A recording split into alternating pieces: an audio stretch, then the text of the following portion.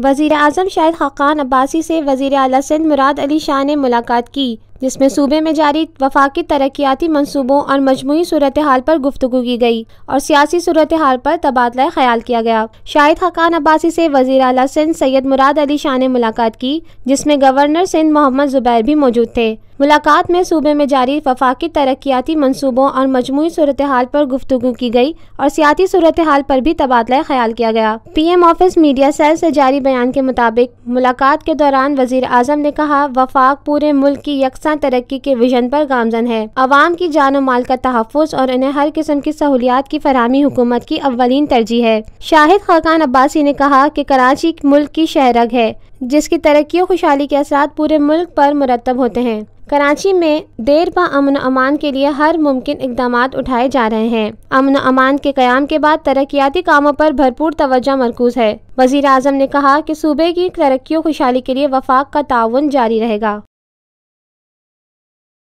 Lotus Lake Towers, a groundbreaking endeavor by Lotus Properties.